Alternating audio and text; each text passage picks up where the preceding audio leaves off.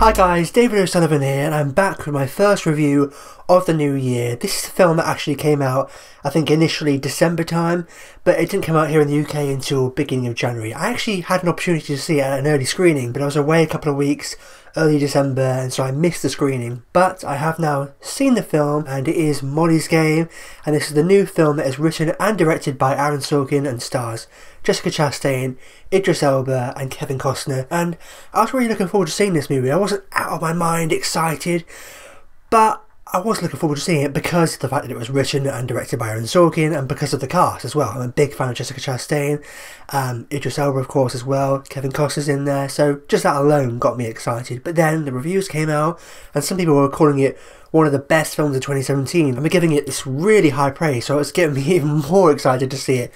And I don't know whether this film would have made my best films of 2017 or not, but it still was a really great film, and I'm really kind of blown away by what Aaron Sorkin was able to achieve with this film, because obviously he's a very prolific writer, one of the best writers working in Hollywood today. He's probably the only writer I can think of where his name can sell a movie. Obviously you've got guys like Quentin Tarantino and Christopher Nolan who are writer-directors and their names can sell a movie, but as far as just a writer alone, Aaron Sorkin is really the only name I can think of where his name alone, just from the writing credit, can sell a movie. He wrote Steve Jobs a few years ago, and that made my kind of best films of 2015. I thought he did an incredible job with that film, but obviously this is his first film as a director. He's not only writing, but he's directing as well, and he actually really impressed me. Now, I don't think this is one of the best directed movies I've seen, but as far as a directorial debut is concerned, he did an incredible job, because obviously the writing is amazing, as it always is. He's a fantastic writer, one of the best writers working today. But not only was the writing really good, but the directing was really good as well. It wasn't as if it was a really well-written film and it was kind of just a bit sloppy and lazy and just generic as far as the directing was concerned. Absolutely not, and I think he's got a real bright future ahead of him as a writer-director.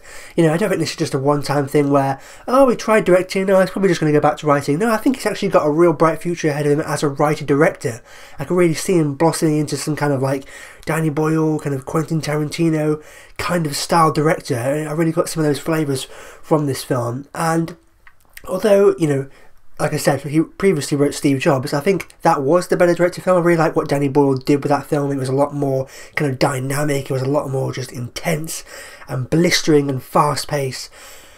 This didn't have a lot of that, but then again, this isn't Danny Boyle. But, as I mentioned, as a guy who was his first time directing, I think he did an absolutely incredible job. You would not think this was a directorial debut, and it's probably one of the best directorial debuts I've ever seen, or at least I can think of anyway, in recent memory.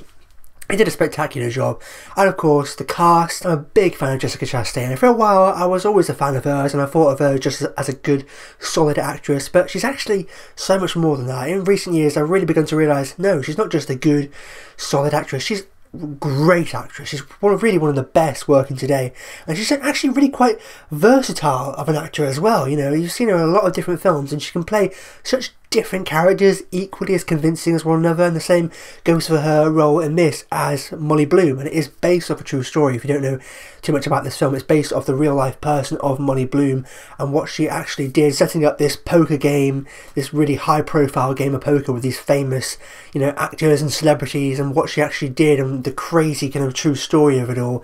And you forget when you're watching it it's a true story, because it is so crazy, it is so bizarre, and it seems like it's so perfectly tailored to Aaron Sorkin's writing and so perfectly suited for Jessica Chastain as well.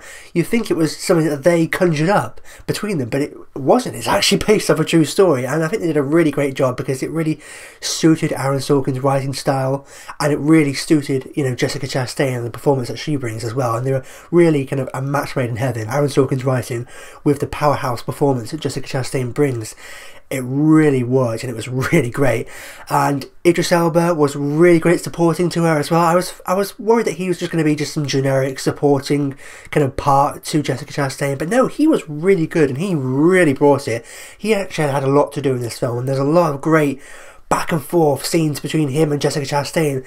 There's some particular scenes where they're just really, you know, going at it one another, delivering this kind of, you know, really intense Aaron Sorkin dialogue back and forth between one another, and it was just really great. It was riveting, and the two actors really brought it. Real kind of powerhouse performances there from both Jessica Chastain and Idris Elba.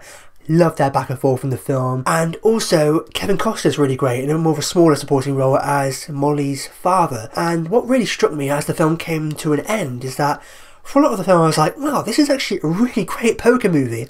But then when we got to a specific scene with Kevin Costner's character and Jessica Chastain on a park bench, what struck me and what I finally realised was that this is more than just a great poker movie. It's also a really great film that at its core is about the relationship between a father and daughter. That's what really is at the core of this film. And Kevin Costner doesn't play a huge role in this film. You know, he pops up toward the beginning and then he comes back towards the end. But like I said, what it is at its core, really, what it struck me as was that it's a film about fathers and daughters. Even Idris Elba's character has a relationship with his daughter in the film as well. So it really struck me as a film that was about father and daughters and the relationship between fathers and daughters, and I really liked that aspect of the film, because if that wasn't in the movie, it probably would have just been a great poker movie with some great performances from actors delivering great dialogue. But it was a lot more than that as well. You know, it wasn't just a great poker movie, it was a great movie, and it had, you know, some themes that it was dealing with there that really surprised me, you know, like the whole father-daughter dynamic between Jessica Chastain's Molly Bloom and her father, which I didn't see coming. I didn't know anything about that going in, and so that really surprised me. And that park bench scene I was talking about, a lot of people have mentioned it, the park bench scene between Jessica Chastain's character and Kevin Costner's character. It was a fantastic scene, and it really hit me. And also, the performances were so good, I can see them getting nominated. I don't know if it's going to happen or not, because there's some really tough competition this year with the likes of, you know, Sally Hawkins, Frances McDormand. I don't know if Jessica Chastain's going to get a nomination or not, but I think she really deserves one from a performance that she gives here in Molly's Game. I think she's absolutely incredible, and I would probably nominate her. It is a very kind of a tough year as far as, you know, nominations for actors are concerned, because there was just so many incredible performances and so many incredible films. But I probably would nominate Jessica Chastain because she was really fantastic in this film. But like I said, they were all really great. Idris Elba was amazing as well. I really like Kevin Costner in his role, and so yeah, overall, I thought this was a fantastic film. I think Aaron Sorkin really brought it as far as the writing was concerned, but also the directing, you know, really impressed me as far as, you know, his directorial sensibilities. And it wasn't just some lazy, boring, generic film. It very much reminded me of like a Danny Boyle, Tarantino kind of style film almost. And obviously his whip-smart, you know, dialogue there being delivered rapid fire by these incredible actors giving such powerhouse performances, namely kind of Jessica Chastain and Idris Elba. At the heart of it, those two were incredible in this movie.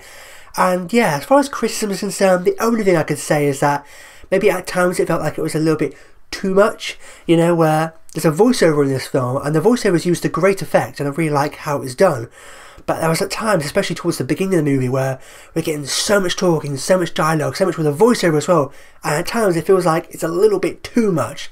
It did work, you know, I did get into it as the film progressed, and I think it, you know, I didn't have an issue with it per se, but there were at times in this movie where I did feel like it was a little bit too much. There was a lot of talking, a lot of dialogue, and the voiceover there as well.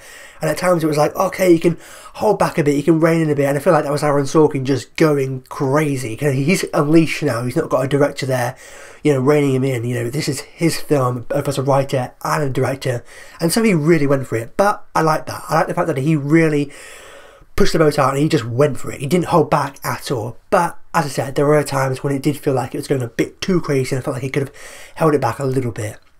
And also, there were spots that the movie did drag a little bit, you know. It wasn't as, you know, fast-paced and intense and dynamic as, say, as Steve Jobs was, directed by Danny Boyle. But, you know, I can give this for the benefit of the doubt, because it was his first film as a director, and I keep forgetting about that when I'm thinking about this film, is that it was an incredible movie, and it was his first time directing. This was his first film as a director, so as far as that is concerned, it really was bloody brilliant as a directorial debut. So yeah, there were some spots in the movie that maybe did drag. It wasn't as fast-paced and dynamic, as intense as, say, Steve Jobs was, but it was still a really great film. Really great dialogue, really great performances, and so I can totally understand why a lot of people put this on their best films of 2017. It was a really great movie, and so overall, I'm going to give Molly's Game 4 stars. And there we have it, that wraps up my review of Molly's Game. Have you seen the film yet? And if so, what do you think about it? Let me know in the comments down below. And as always, if you like this and you haven't already, be sure to click subscribe to see more. And if you missed my last review, be sure to go ahead and click over here to catch up on my last review, or perhaps down here to catch up on another of my recent videos. But with that said, I've been David O'Sullivan. I'll see you next time.